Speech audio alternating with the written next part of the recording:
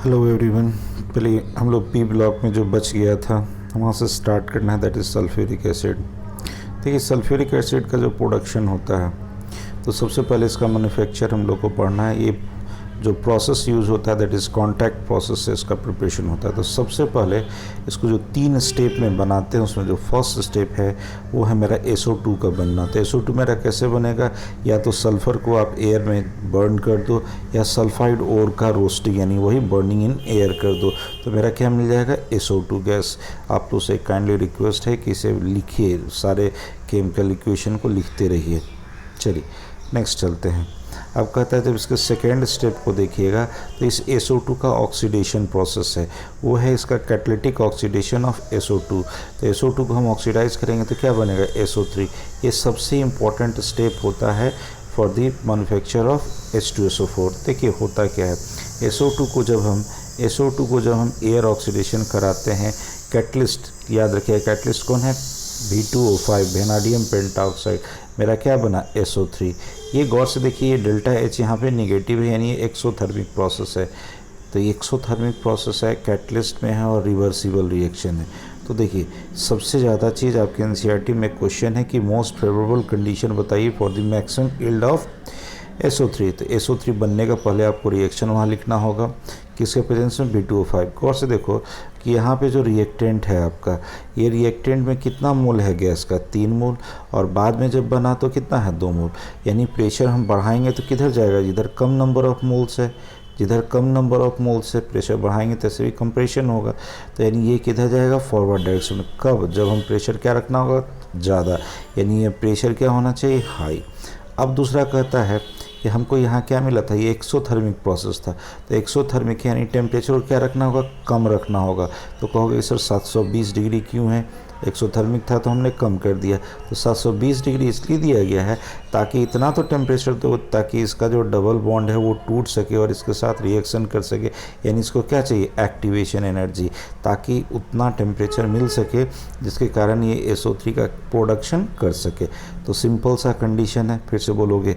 इसका favourable condition हमने क्या क्या बोला, रिवर्सिबल है तो ले चैटेलर प्रिंसिपल यूज़ करोगे, यानी प्रेशर बढ़ाने पे उधर जाएगा जिधर कम नंबर ऑफ मोल्स है, यानी कि हाई प्रेशर पे SO3 ज़्यादा बनेगा। प्रेशर गौर से देखिए यहाँ 2 बार लिया गया है। अब कहता है लो टेम्परेचर क्यों, क्योंकि ये कैसा था एक्सोथर्मिक था, तो टेम्परेचर कम रखा गया है 720। देखिए 720 केल्विन है यानी 500 डिग्री के आसपास। 500 डिग्री सेंटीग्रेड इंडस्ट्री के लिए बहुत बड़ा टेम्परेचर नहीं होता है, इसलिए याद रखिए इंडस्ट्री में कोई भी रिएक्शन वहाँ पे जब स्टार्ट ही होता है तो उसके लिए नॉर्मल टेम्परेचर होता है 500 आसपास।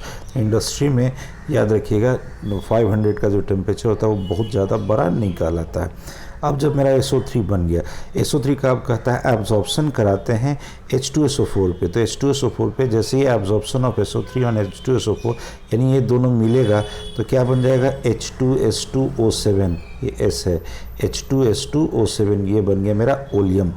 अब ये जब मेरा ओलियम बन गया तो कहते क्या हैं कि इस ओलियम को अब हम डाइल्यूट करते हैं किसके साथ, पानी के साथ, और जो भी मेरा कंसंट्रेशन रिक्वायर्ड है उस कंसंट्रेशन का हम H2SO4 बना लेते हैं। इस कॉन्टैक्ट प्रोसेस से हमको 96 to 98% प्योर H2SO4 मिल जाता है। तो ये छोटा छोटा चीज़ है जो आपको याद रखना है। तो चलिए इसको एक बार रिवाइज़ कर लीजिए। चलिए पहला बोलिए, पहला स्टेप हमने क्या सिखाया, पहला स्टेप में क्या बना था आपका SO2।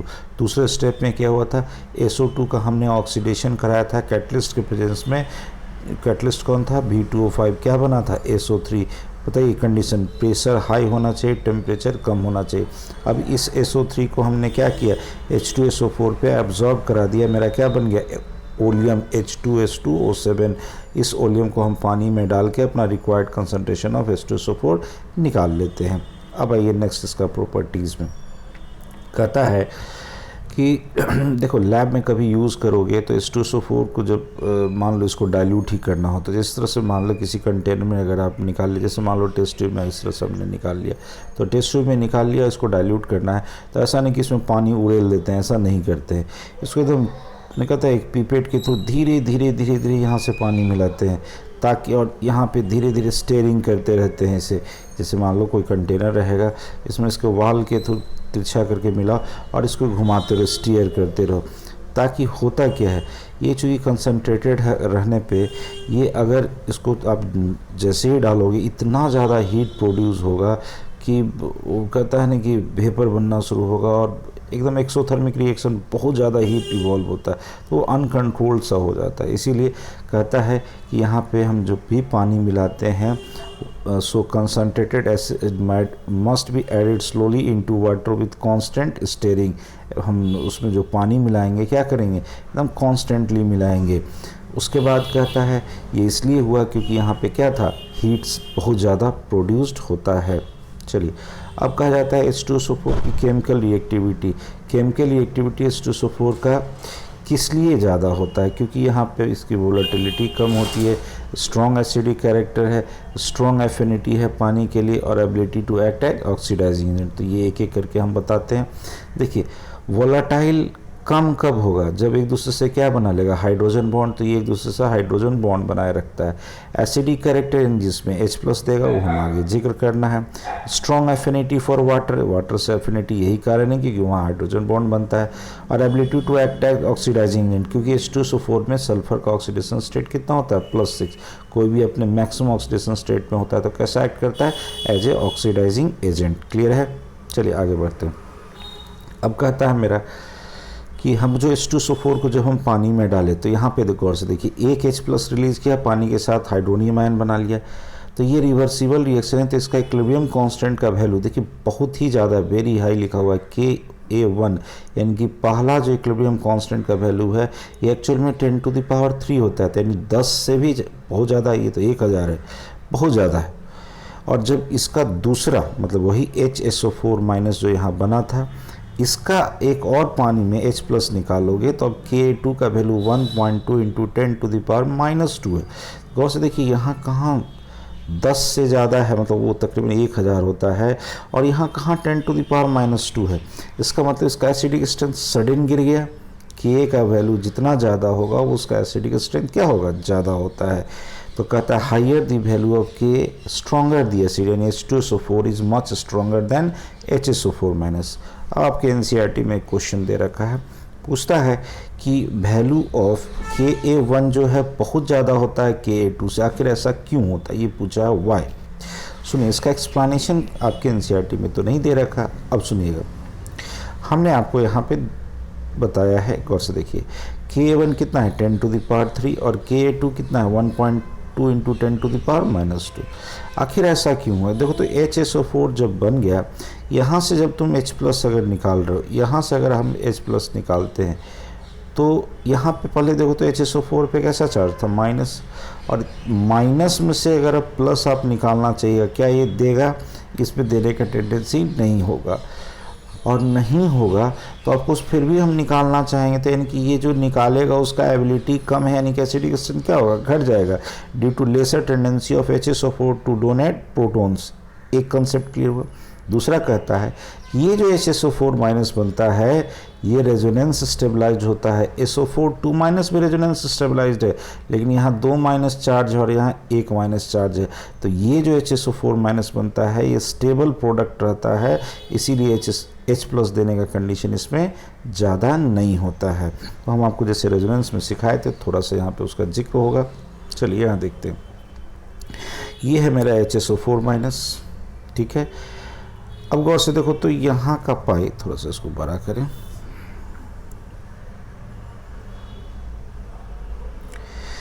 गौर से देखना, यहाँ का पाई इस माइनस के साथ अगर कंजुगेट करेगा तो यहाँ माइनस आएगा, जो यहाँ हमने दिखा दिया है। अब कहता है कि ये वाला माइनस इस पाई के साथ अगर कंजुगेट करेगा तो यहाँ माइनस आ जाएगा, जो कि लास्ट वाला स्ट्रक्चर है। देख लीजिए ये लास्ट वाला स्ट्रक्चर है। इसका मतलब मेरा यहाँ पे resonating structure, equivalent resonating structure कितना पॉसिबल है, 3।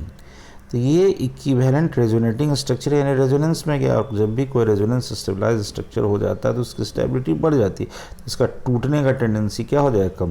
कहोगे सर SO4 2- भी तो रेजोनेंस स्टेबलाइज दम होता है, लेकिन गौर से देखो वहाँ भी ये जो इक्विवेलेंट स्ट्रक्चर बनेगा वो भी 3 बनेगा, और वहाँ निगेटिव चार्ज क्या होगा, ज़्यादा। तो उससे ज़्यादा स्टेबल होगा कौन, HSO4 2-।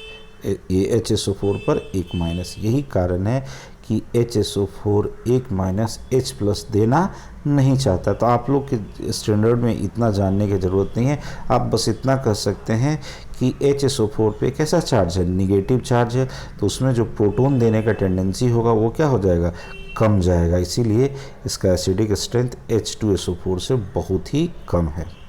अब आते हैं, अब देखिए H2SO4 को यूज़ किया जाता है जैसे किसी भी मेटल साल्ट के साथ अगर रिएक्ट करा दो तो वो उसका कहता है उसका मेटल साल्ट जो है, जैसे यहाँ फ्लोराइड है, तो वो उसका एसिड बना देगा, वो जैसे HF या हाइड्रोफ्लोरिक एसिड बन गया, ये उसका एसिड बना देता है। तो पढ़िए एक बार, H2SO4 use to manufacture more volatile acid from corresponding salts, जैसे कैल्शियम फ्लोराइड साल्ट था, H2SO4 से रिएक्ट कराया तो ये इसका मैंने क्या बना दिया, उस फ्लोरीन का एसिड HF हाइड्रोफ्लोरिक एसिड बन गया। अब देखिए H2SO4 तो नो डाउट ऑक्सीडाइजिंग बिहेवियर वगैरह तो हम देखेंगे ही, ये डिहाइड्रेटिंग एजेंट के तौर पे भी ऑर्गेनिक रिएक्शन में हम लोग बहुत जगह यूज़ करेंगे। डिहाइड्रेटिंग का मतलब क्या होता है, पानी निकाल देना।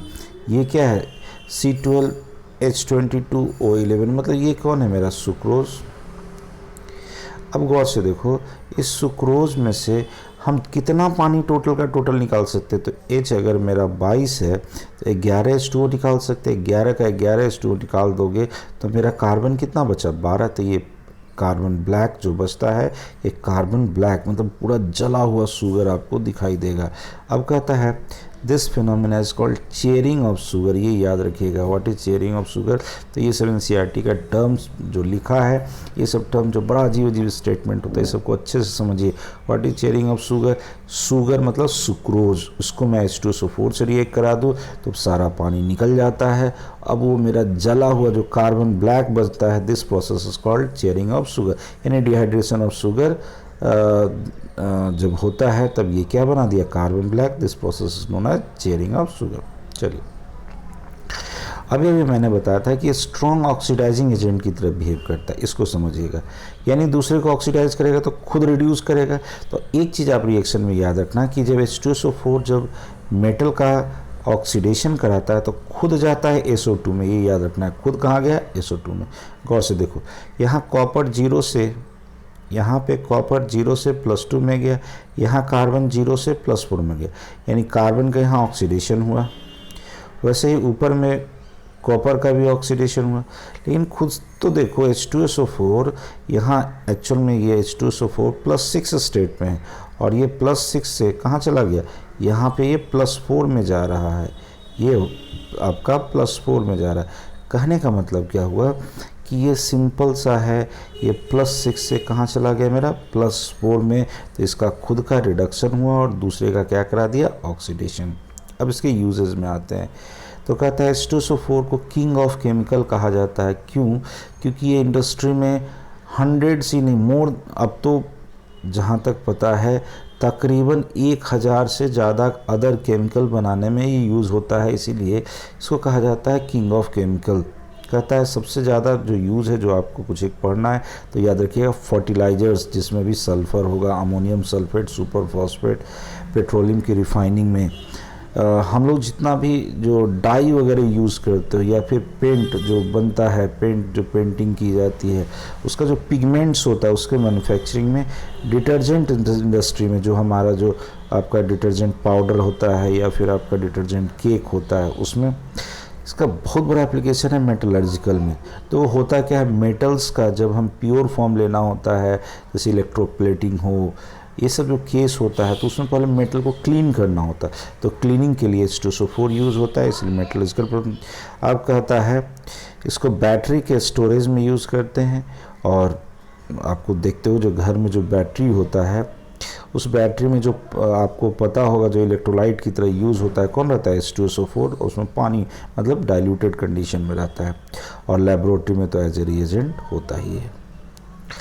ओके, चलिए यहाँ पे आपका हम H2SO4 को ख़त्म करते हैं। नेक्स्ट में हम लोग स्टार्ट करेंगे ग्रुप 17 एलिमेंट यानी हैलोजन फैमिली। तो काइंडली आप लोग से रिक्वेस्ट है मैक्सिमम बच्चों तक फॉरवर्ड कीजिए, और आपको मैं बताऊं कि अब मुझे जैसा लगता है कि ये बड़ा लंबा चलेगा, ये लॉकडाउन की कंडीशन जो भी हो, बट कोचिंग वगैरह का कंडीशन बहुत अच्छा नहीं रहने वाला है। तो अगर नहीं रहेगा तो 1-2 महीने अगर कंटिन्यू करेगा तो मैं सारा का सारा केमिस्ट्री डाल दूँगा। और ओके, मैं देखता हूँ 3 मई के बाद अगर कुछ व्यवस्था बना तो मैं थोड़ा रिकॉर्डिंग, जो फेशियल एक्सप्रेशन होता है उसकी रिकॉर्डिंग की मैं थोड़ा सा व्यवस्था करूं, ताकि आप तक मैं उस माध्यम से भी पहुंच सकूं। तो मैक्सिमम बच्चों तक काइंडली शेयर कीजिए, आप हमारे प्रति भी कम से कम इतना कीजिए, हमें भी कुछ अच्छा लगे, प्रोत्साहन मिले। Okay, thank you.